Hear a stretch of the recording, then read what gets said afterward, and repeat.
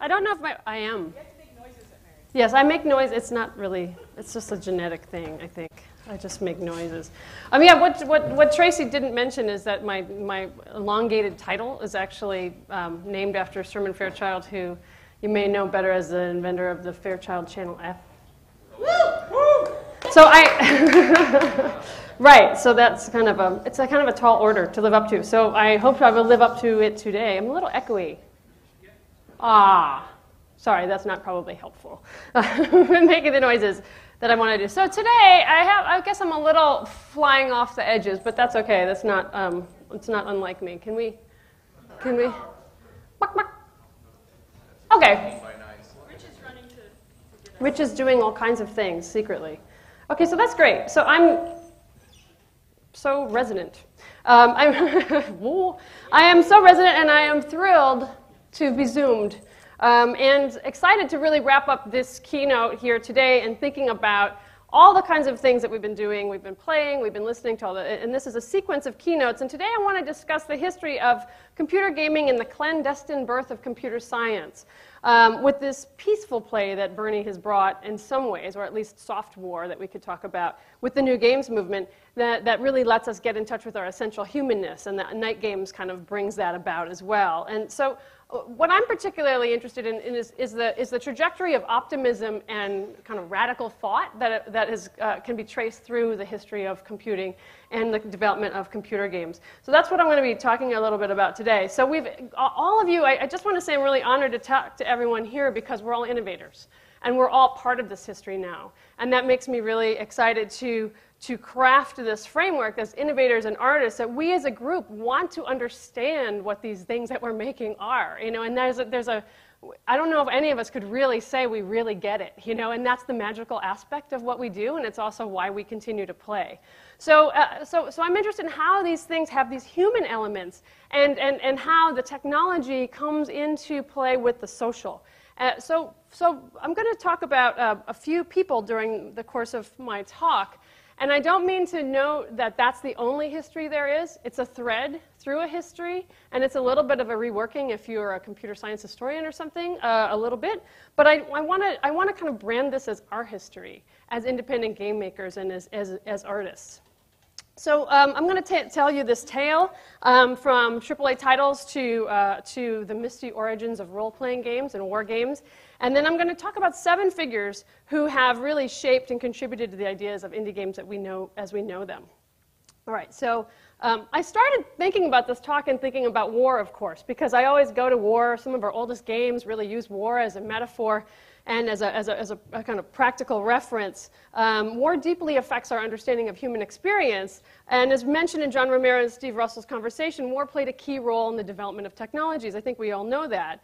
But from Eric's and Bernie's conversation, we learned that war and embodiment played a key role in the return to play in the new games movement, war as being a place for protest. So how has this conceptual framework of war been a part of all that we do? And I have to say, for me, it's been really a strange and interesting history. I decided to just have a techie aside. With all the talk of the PDP-1 when Steve Russell was here, I actually learned to animate on a PDP-11. And I used to have nightmares of this thing, like going down the hallway and like chasing me. And it was strange, like a big refrigerator type of thing. It was just a very large machine that I had to master and I had to code. And it was interesting because when I learned to do computer animation, I knew that that machine was from the government and it had been used to map landmines. And so I was trying to make art on this machine that definitely was created for another purpose, and we all knew that. I think we've lost a lot of that history, which is, I think, a good thing in some ways. I think it's nice to know that we can use machines for other things, but I also want to look at people in the past who have used computers for other things as well. And, you know, we often have these these old devices, and we say, oh, yes, like this is the cathode ray amusement device, the earliest known interactive game that was patented but never commercially produced in 1948. And of course, we see all these images of people, history of computer science is like people standing woodenly around the device. And they're always really boring. I'm like, oh my God, what is it? Why? That does not look so thrilling, but it really was. It really was, you know. And so here, you know, we have, you probably are familiar with these games, you know, Tennis for Two, we have Noughts and Crosses, and we also have NIM, which is this medieval game that was actually programmed on a computer. So really interesting stuff happening starting in the 1950s. I want to go back a little bit, and my first person in this order, instead of talking about the technical details, you can ask me during lunch about the technical details, but I'm here to touch on these meaningful stories of 7 people who contributed to what we think about in games, and people who touched our play with or without technology. So the first person I'm going to talk about is Jacquard. Joseph Marie Jacquard, who you probably have heard of him. He invented a loom. I'm going to talk about that. He's from Lyon in France, and he, as a young boy, worked in the silk mills, and he actually he was called a draw boy, and he would actually go through and have to add colors to weaving when it was called for in the pattern. So draw boys were running back and forth, just, you know, as 6, 7-year-old workers, putting different colors while the looms were actually assembling fabric. And this doesn't seem like such a great job. You know, maybe it wasn't, you know, so maybe this is one of the reasons he thought he might want to reform that, you know. So he worked on this thing. You may have seen this in the history books, the Jacquard loom, which was the first machine to use punch cards. And it used punch cards to pick up the thread. So actually a punch card would go over, all these threads were already loaded, and it would pull thread up through the punch cards. You can probably see the punch cards. The punch cards were linked together in a big string, and then they were made of a thin wood, so they could withstand any kind of bumps or movement around. It's interesting, though, because, of course, this replaced his job as a draw boy, right? So he replaced his own job as a draw boy by making this machine, and of course there's all of these angry mobs through Lyon, the streets of Lyon, and they attacked him. They mobbed the inventor and broke up his invention, and there's a quote, "The iron was sold for old iron, the wood for kindling, while I was delivered over to universal ignominy." Basically, he got his butt kicked, you know. It's like, oh, God, you know. And then people attacked him, and there's a weird historical detail. They attacked him with shoes. Those of you who are French could probably explain this to me later. But anyway, so history is full of this example of labor and unrest. But why is this, you know, I can say, yes, it's the, you know, the history could stop there, and often in history books it does. But why I'm interested in Jacquard and this loom, and, you know, it has this place in computing. Also, he also modeled it after the Frenchman Jacques Vaucanson. If you're a techie geek, Vaucanson was the automaton maker who made that duck that would actually eat and then poop. Anyway, really interesting guy. But another story. It's like that baby, bringing the baby. Anyway, so why I'm interested in it is that this machine was created to make something beautiful. It was about the computer to actually be a precursor to a computer. It didn't actually compute, but it was a programmable device that was actually made to make something beautiful. And, you know, talk about the power of the punch card. The ability to change the weave's loom by simply changing cards was fascinating, and it influenced later inventors. But this idea, this is Jacquard stitching. This is really hard to do if you don't have a punch card system, you know? And so it was this notion of the aesthetics driving a technology, and not just this kind of an innovation, and not a war machine driving the technology innovation. So for me, as someone who's creative and someone who likes to make this stuff, it's really important for me to look to where beauty has happened with our technology and why it's meaningful to us. Okay, second one. Ada Lovelace. Yay! I know. So I got in this big conversation with this guy who you know, if you don't know who Ada Lovelace is, she was the illegitimate daughter of Lord Byron. She was a gifted mathematician, and she assisted Charles Babbage, who was a developer of these two things. One was made in his lifetime, and one was not, the analytic engine and the difference engine. And I got to talking with the guy who's the curator in the Science Museum in London, where the analytic engine is actually, he recreated it and is sitting there, and you can do calculations on it, and it is a total geek fest. Anyway, it is so great. And you know, so it's really interesting. So she comes in, and she's helping him do a lot of understanding of papers, and she's doing translations of work. And oftentimes it's really seen as, you know, she's called the first programmer. But this is not a really rich tale to say, well, I was the first programmer. I made these machines work. That's not actually her contribution that I want to celebrate today, even though that's often talked about. Lady Lovelace comes into play, and this is her picture from 1836, she comes into play because she was the first to use the machine for something other than calculation. Babbage was part of the Royal Navy Society, Nautical Society. He was interested in keeping the British ships out safe and, like, you know, make sure that ships don't hit each other and, you know, all these calculations for navigation and maps. But that's not what she was interested in. She was the first person to say, I wonder what happens if we use this for language. And she actually was translating numerical systems into language and doing translations of texts. So this is kind of a magical moment where someone has said, here's this system. I want to use numbers to express something else. I want to make a symbolic system that can do something else. And that's what's really fascinating about her. So yes, she was indeed a coder, but she really coded a symbolic system and helped us get one step beyond in our system thinking about computing. And it's kind of funny that you can actually read her work. She translated this article by Luigi Menabrea's in his 1843 paper, Sketch of an Analytical Engine. And she wrote notes at the end, and she wrote like 4 times the length of the article of notes. Apparently this was acceptable practice. I don't know if that would be okay now. Oh, I just have something else to say while I translate to somebody else's work. But what she wrote in those notes is also very interesting. Her comments included predictions that such a computing machine might be used to compose complex music, to produce graphics, and it would be both used for practical and scientific purposes. So she's projecting the use of the computer that we're using it today. But she also celebrated the creative aspects of the computer, the artistic and the aesthetic. So I think that interest in beauty is something I don't want us to forget with those 2 figures. I want to introduce another figure, Alan Turing. Yay! So this year marked his 100th birthday. Though he died in 1954, we still remember him. Many of us are moved by his story, his personal story, in addition to his work. And I'll just touch on a few of these things, his personal story as well as his work, and why I think he fits into this kind of innovator's string that I'm pulling through this history. So in addition to the universal Turing machine, which he proposed in 1935, which meant in short terms a general purpose computer, right? Alan Turing was the lead code breaker at Bletchley Park. And I was talking quite at length with Steve Russell about what was happening at Bletchley Park and can I call people at Bletchley Park now? And he's done a lot of work with them as well because Bletchley Park was the place that the Allies were able to win the war in terms of communication.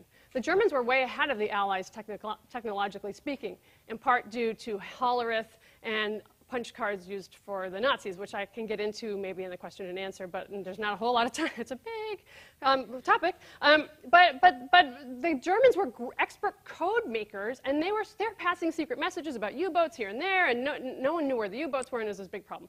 And Turing was able to use computers to break that code, and he is celebrated to this day in his ciphering abilities as well. But I'm interested in his ideas after the war, because instead of solving these wartime problems, but even ciphering is about human communication. It's not about calculating bomb trajectories. It's about figuring out how people are trying to talk to each other. And that interest continued in his later work in his 1950 paper, Computing Machinery and Intelligence. It opens with the words, I propose to consider this questions, can machines think? And that, of course, kicks off what is now the field of artificial intelligence. But the inspiration for Alan Turing's test, his computer intelligence test to see if a computer was intelligent enough to pass as a human, was actually originally made for people. Probably you may have heard of this. It's a game called the Imitation Game. And it's where a man and a woman would sit in one room while an interviewer would sit in another room, and the interviewer asked questions that the man and woman would both answer on paper, but one of the answerers, either the man or the woman, would masquerade as the other gender. Remember, this is the 1950s. Everyone's supposed to have very codified social norms about what is a woman and what is a man at this time. And so someone is pretending, and the interviewer is supposed to then guess, based on the people's answers, who's the interloper, who's masquerading, right? So you can see that in this diagram. Very simple, you know, is this person one of these, you know, are you both masquerading as a woman or what? And then, of course, he extended that into a computer and said, okay, the Turing test, can we see which one is a computer or not? And most of us, you know, in a computer science class have played with ELIZA or even built our own ELIZA chatbots. Some of the people in this room have actually built things like Prom Week, which are massive, you know, AI systems for this kind of conversation. But to me, the Turing test is a game in itself. And ever since, and with the development of the AI, it is no wonder that we continue to play games like this and use computers to do so. It reveals itself as a game just as formative as checkers, chess, tennis, or space war. This game really asks us to be communicating and wonder about cultural constructs, about human interaction. And in that, we really have to take this into account. I don't think we can just look to the technological innovation as a landmark, but we also have to look at cultural and social innovation and thinking about computers as places where we can celebrate, oh, you know, this kind of interhuman and intermachine the interaction being studied in this playful game that really is quite like a game show. Turing makes games human, in other words. This is an aside. But he was also known to play games, and there's this really famous story where he went to go play a hand-drawn Monopoly board against William Newman, the young son of Max Newman, his mathematical mentor, and he lost. But he was apparently a good loser. And there's this idea that he was very excited about playing Monopoly, and there's this narrative, his mind was racing to understand Monopoly. And so they released this game edition of Alan Turing, which is based on his haunts and his neighborhood. So it's really kind of great. It's like a historical piece, custom made for his school and things at King's College and stuff like that. And I think he's on the money of the set as well. But coming with this is a copy of the handmade Monopoly board that he played, and that's kind of interesting. Now, I do want to touch on his personal life, partly because it's his 100th year anniversary of his birth, and there was a lot of controversy this last year on how he died. He died 2 weeks before his 42nd birthday. Ada Lovelace died when she was 36, so this is like a young. We're burning it at both ends, people. we don't have much time. So a bitten apple was found at Turing's bedside, and so the lore says it's really quite interesting. The lore says that actually the official police inquiry was that he committed suicide, and with an arsenic-laced apple. And the logic was that he had been prosecuted for gross indecency after his homosexuality had been discovered or come to light during a police investigation into burglary. And the story gets very dark. I mean, those of us who know it, this is a painful story. But he agreed to be treated with female hormones. It was called a chemical castration. And he was kind of forced to do that in a plea bargain or face prison. And if he agreed to do this, it's a prisoner's dilemma in a way. Anyway, that was yesterday. He was widely believed to have sent him into a spiral of depression. There's also another competing story that he had his own. He was obsessed with Snow White. I don't know. This is another weird story, right? So who knows he chose to die by reenacting the poison apple scene. I don't know where that one came from. But the one that is quite interesting is that he also had cyanide in his house for experimentation purposes. So no one really knows what happened to Alan Turing, except that we know that his personal and professional life was destroyed by bigotry. We do know that. And I think that this is it's no wonder that personal history has him changing the field in such deep and profound ways. It's not just a technical change. It's a deep and profound way of how we understand computers and how we're relating to each other and what gender means. All that stuff was in this work, and I think it needs to be celebrated. And I think it's celebrated in some of the projects we even have at IndieCade this year, so it makes me very happy. Yeah. Okay, so we're going to go on briefly to Christopher Strachey. So Strachey wrote this early successful AI program, and he was at Oxford, and he did a draughts, like a checkers game. And he said it was the first computer program to incorporate heuristics, and it was one of the first computer programs. He's often left out of things. It could be partly true, partly due to his homosexuality as well. It's an interesting history when you get into people's personal lives, how much people's interesting, eccentric personal lives in terms of the mainstream actually lead us to ask different questions about dominant technologies and dominant norms. And so he started asking questions about emotions and computers. And he came up with a really interesting thing that he ran on one of Turing's machines that Turing was working on. He wrote this built-in, he used the built-in random number generator of the Ferranti Mark I to generate texts that are intended to express and arouse emotions. And this is a program he wrote in 1952 called Love Letters. It would generate love letters based on the random number generator. So you see, this also is really, they're playful. They're kind of like a joke or kind of humorous, but they're also interactive text. They're poetry. I mean, a lot of us still use similar techniques when we're doing interactive fiction and interactive writing. And also, they're really about what it means to use a computer for. You know, an AI expert using computer for games and for poetry. You know, this is really an amazing thing.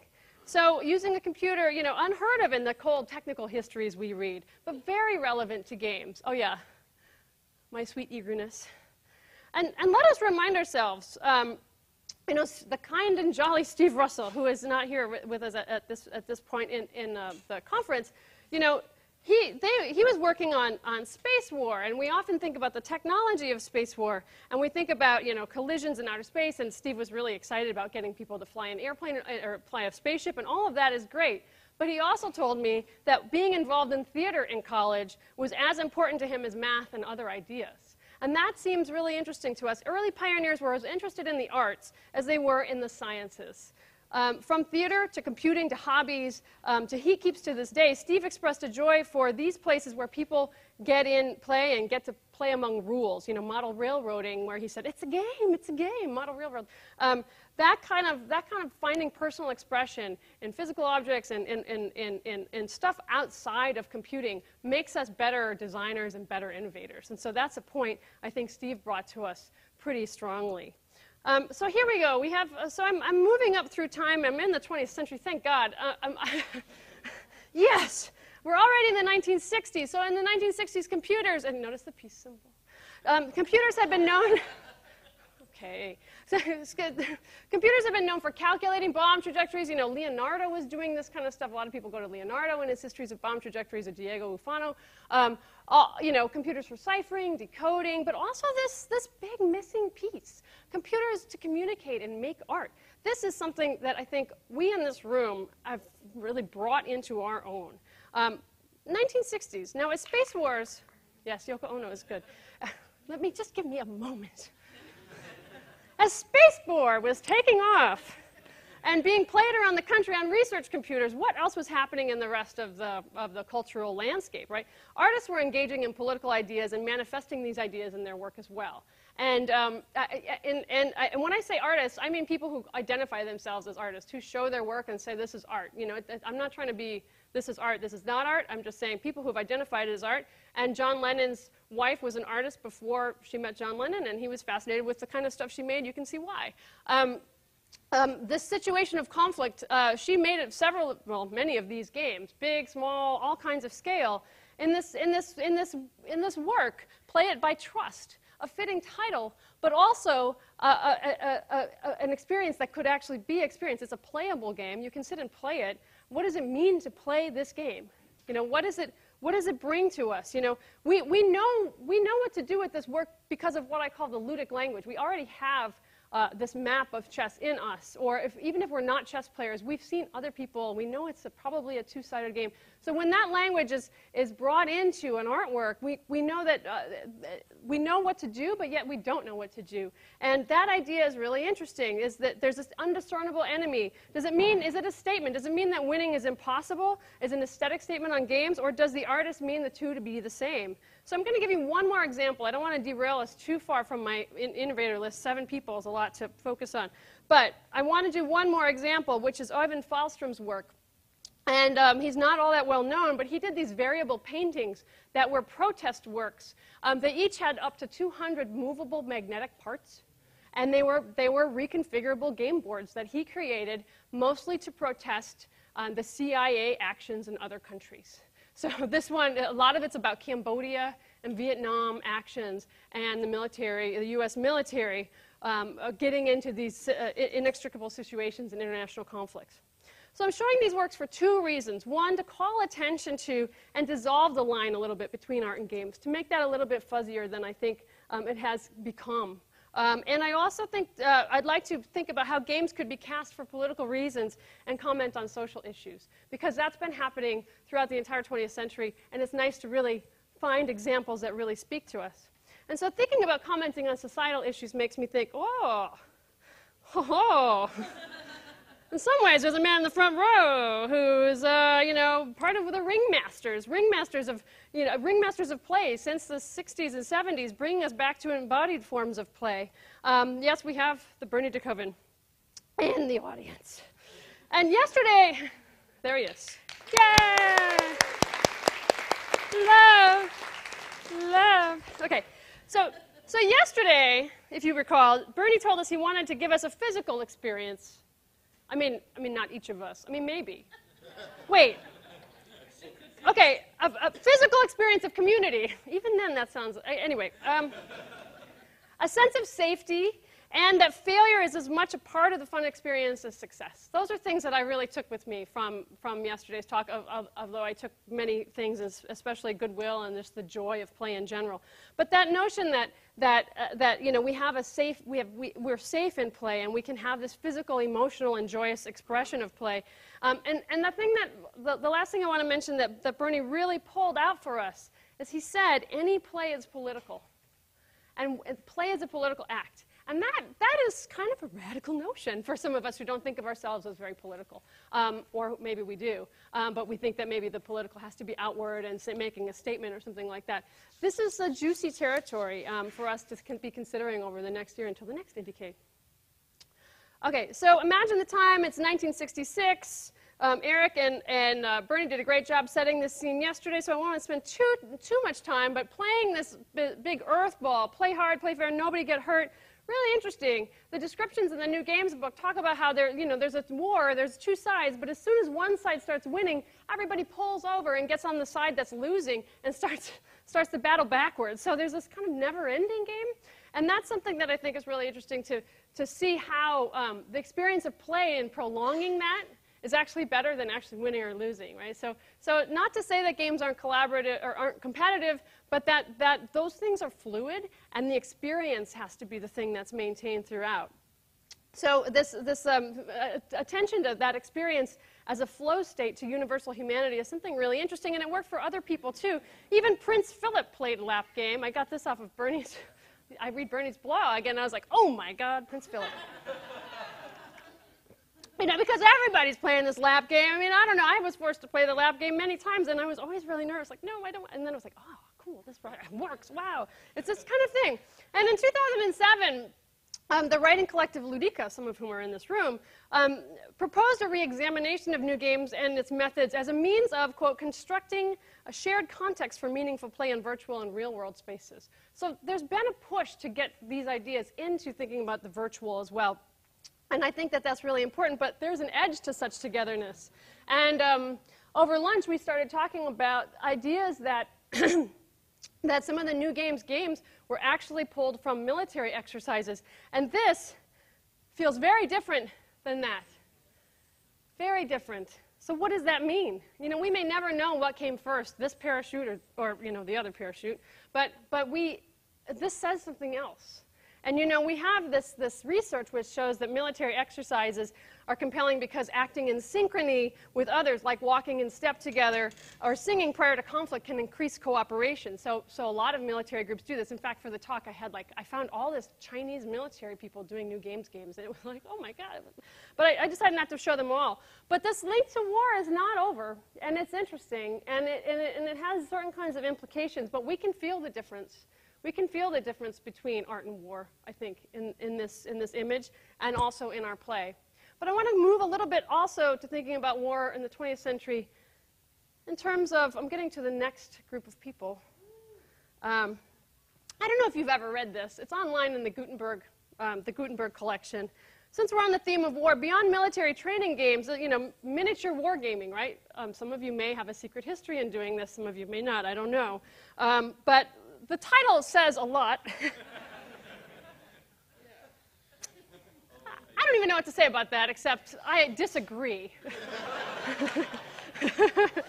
But so H.G. Wells wrote this book in 1913 to help us play with toy soldiers. And he made a rule book for playing with toy soldiers. And he has some really great quotes. Here, I'm going to share you a quote. There is, in all ages, a certain barbaric warfare has been waged with soldiers of tin and lead and wood, with the weapons of the wild, with the catapult, the pea shooter, and the rubber ball and such. And then, knocking a tin murder. This idea that this is really a part of human history is to, blow shit up, basically. But this is not. He says this is not a new thing, no crude novelty, but a thing tested through time. So it's interesting that he's codifying this miniature wargaming, and of course people move forward and thinking about miniature wargaming for a long period of time. So I have to go to Gary Gygax and David Aronson, but mostly Gary Gygax. And some of you may not think that Gary Gygax has a lot to do with computing history, but I do, especially play history. Here's why. So, well, most of you know Dungeons and Dragons. If you don't know Dungeons and Dragons, and you think it's before your time or something like that, you're influenced by it anyway. There's no such thing as an orc. Somebody made it up. Somebody made it, these guys. So this gaming, Gary, I'm also from Wisconsin originally. It comes out in Wisconsin. And Gary Gygax was from Wisconsin. I went to a Gen Con when I was a very young person, and I still go to Gen Con now, this big, it was up to 40,000 people, gamers, mostly role-playing gamers. It's held every year in Indianapolis. And my lab, Tilt Factor, has a booth there. But interesting, Dungeons and Dragons, okay, this groundbreaking role-playing game. It was a communal game. One player assigned the dungeon master, and everyone else. We have die rolls. I mean, some of you probably know this, but I think what we forget is it was also positioned as a family game. Even though Gary Gygax had a history of miniature tabletop war games, I do want you to see this nugget. Play. Your dungeon master has placed you in a dreadfully precarious position. You're playing the most phenomenal game ever created. Your skin grows cold from your first glimpse of the enormous beast. It's a product of your imagination. Survival depends on a quick, decisive move. Your choices are limited. Stand and fight, or run. Use your lightning bolt. Victory is yours. Win the treasure. TSR Hobbies, Dungeons and Dragons games. Products of your imagination.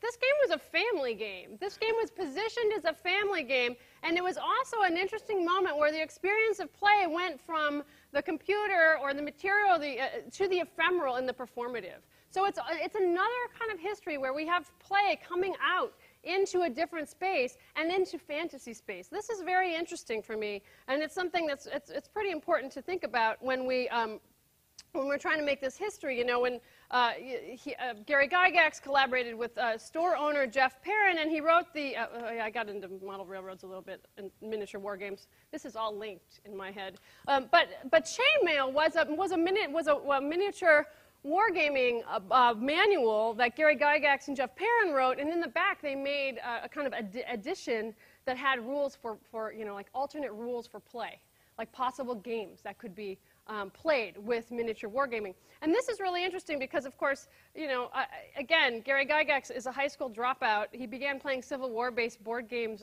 called Gettysburg in high school and dropped out of high school. And his day job was as an insurance salesman until TSR took off. So this is an indie gamer extraordinaire out of his living room, literally continuing on in his living room until his very last days playing.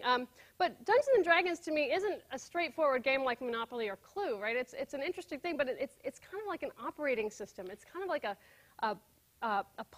framework where people build their own scenarios, and there's this kind of promise in the rhetoric from Gygax that anyone can be a game designer. And that is part of what we think, I think, that is true, right? We think that we can be game designers, and we take that and we say, yes, we're going to pursue this with passion and with integrity. And that is something that Gygax did as well. And here's something that he said. There's a call to adventure. It's something in the inner psyche of humanity. And he was trying to make games to facilitate that. I think we all are too. So, what do Call of Duty and the parachute game have in common? I think I've shown you some of those links. There have been these strands of exploration of game history at IndieCade this year. The history of computer games and their technological development, and including the link to wargaming, but then the history of human play, psychological, fantastical, whimsical, kooky, strange, dangerous.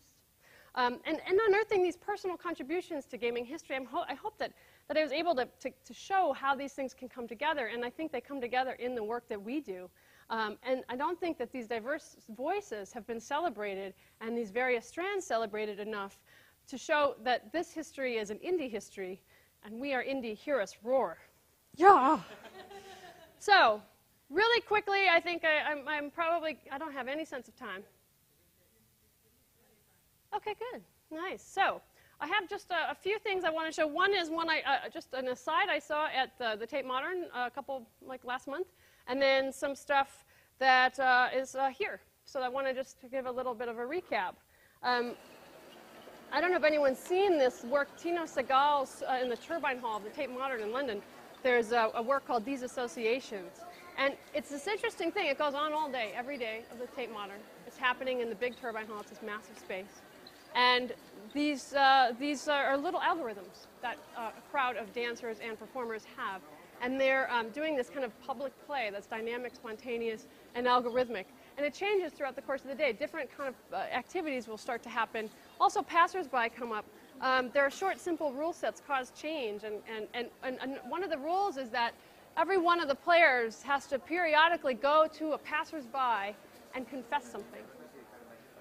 Confess something personal. And then the passersby sometimes is compelled to join that person. Like, what a strange thing I've just heard from this person. So it's this very interesting relational project that sits on a fuzzy line between art, action, and game that I think is really interesting. And it's a work that someone called, you know, this is not his masterpiece because it belongs to all of us. I don't know if I want to go to masterpiece level critiquing, but I like this idea that this is a work that is spontaneous, joinable, and teachable, but not in a traditional game space. And that makes me very excited about thinking about where those lines between art and game are. A few more moments where there's confusion and interesting tension between art and games. You know, Johann Sebastian Jauss, Anne-Marie Schleiner's Out game performances, where she was doing protests in America's Army and projecting them on the walls of on the outside exterior walls of New York City, while the Republican National Convention was going on during our last election year. I hope that similar kind. I haven't seen too many things this year, which maybe it's just despair and I don't know. But each of these artists are playing with that place between the digital and the analog, between performance and real life and technology. And I think more and more we'll see these kinds of things. I think that was really, for me, quite instrumentally done in this somewhat old, if you want to call it old, piece from 1999 called Brain Ball, which was a game where you had to relax to win. And you had to relax so much that the table would start to tip towards the person who was less relaxed. And then the ball would roll, and if the ball rolled off the table, you would lose. So you had to, you know, this is not good. I'm not good at this game. I'm just like, no, you know, but that's funny. And and that's you know, I really like these kinds of games which play with all kinds of expectations. Or games like Cory Arcangel's game, which is not a game at all. It's an artwork. Where's Mario? It's gone. There's nothing left. He's actually modded Super Mario Clouds to have nothing left. This is kind of, you know, no risks, no player actions, no rewards, no bonuses or deaths. But because we have that ludic language, we know that that's happening. And that this work is for us. You know, it's not just a pretty thing. It's really for having us reflect on what a game is and what a game could be. Then I have some games from here, from our own festival. Find me a good one. Woo! It's a real puzzle platformer that explores responsibility felt by players towards non-fictional characters. Sounds a little Turing-y, doesn't it? Yes, yes, yes, yes. Or interference. Yay! So that, you know, this groups of people coming together, trying to figure out what the other players do, you know, stealing from other players and then interfering, but also then being part of some large, beautiful thing. It's just a construction of a beautiful thing. Whether you want to build a beautiful thing or not, you are a part of it, and that could be a very profound thing. Just the scale of the work, I think, is quite moving, and it really does effective things. Armada D6. The thing that I like most about this one actually is the backstory, which is that it could be, there's this, Eric says on his website, there's this possible tie to religious ritual. This gets me every time. Just say your game is tied to religious ritual, I'm like, oh my God, I have to study this game. But it's true, because when I was researching the book Critical Play, I ran into all this stuff about the origins of Go, and it has these misty origins. We don't really know much about it, but in fact, Go is considered to be a way of communicating with the gods. And when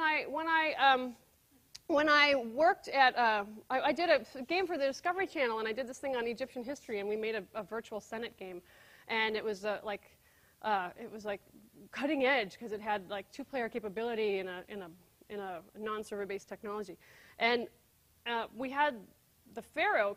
You could play against the pharaoh, and this was not a joke. I actually had this Egyptologist I worked with, and it was believed that you could play for your soul in Egyptian culture, at least at certain times. That you know, this is why King Tut has 30 Senate boards in his tomb, because he had to play a lot. He had a lot of gold. He was like really working it out with Ra.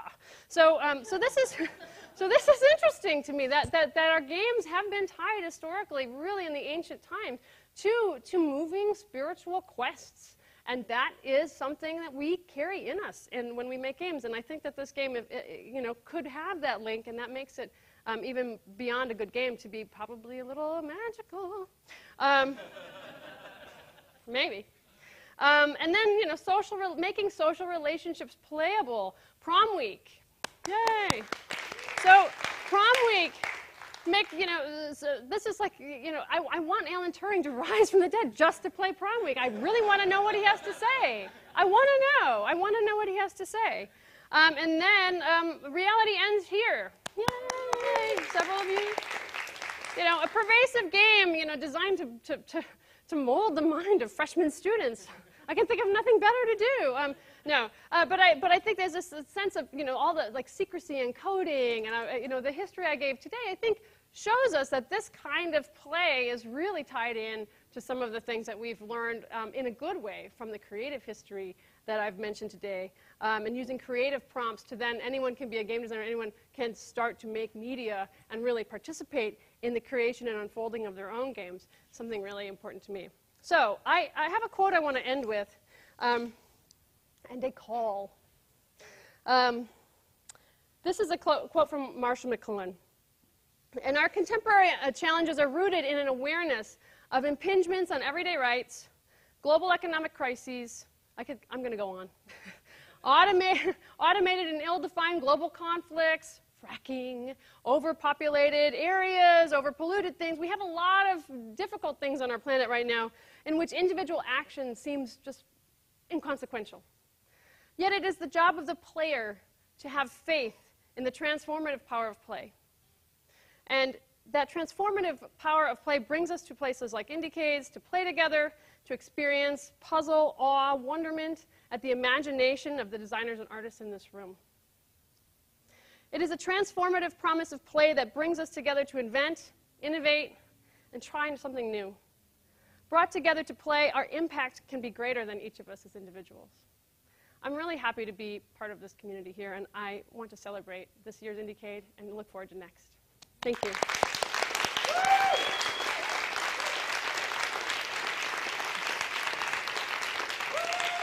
Woo!